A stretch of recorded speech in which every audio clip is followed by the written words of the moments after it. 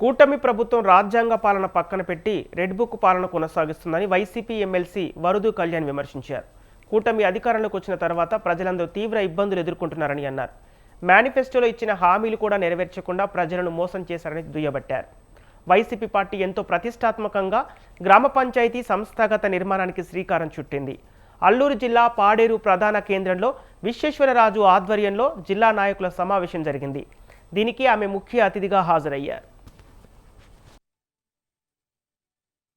సంస్థాగత నిర్మాణం ఏ విధంగా చేసుకుందాము, గ్రామ స్థాయి వరకు అనే విషయాలు చర్చించుకోవడం జరిగింది. ఎందుకంటే ఈ కూటమి ప్రభుత్వం అధికారంలోకి వచ్చి 18 నెలలు కావస్తుంది. ఈ 18 నెలల్లో ఏ ఒక్క హామీని, మేనిఫెస్టోలో ఇచ్చిన ఏ ఒక్క హామీని కూడా సరిగ్గా అమలు చేయని పరిస్థితి. ప్రజలు నెట్టనిలుగా మోసం చేయడమే కాకుండా వీళ్ళు అంబేద్కర్ రాజ్యాంగం అమలు మీద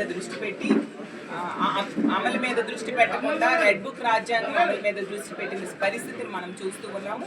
అడుగడుగున అరాచకమే మెయిన్ ఎజెండాగా వీళ్ళు ముందుకు వెళ్తూ ఉన్నారు. ప్రతిపక్ష నేతల మీద, కార్యకర్తల మీద అక్రమ కేసులు పెట్టడం, అక్రమంగా వాళ్ళని జైల్లో పెట్టడం, దాని మీద దృష్టి పెడుతూ వీళ్ళు ముందుకు వెళ్తూ ఉండే పరిస్థితి మనం చూస్తూ ఉన్నాము.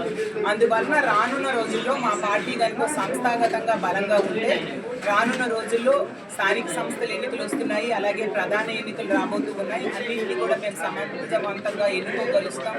అలాగే తీసుకుంటే ఇప్పుడు ప్రతిపక్షంగా ఈ ప్రభుత్వం చేసిన వైఫల్యాన్ని ప్రశ్నించగలుస్తాం. కాబట్టి వాటి మీద దృష్టి పెడుతున్నాం.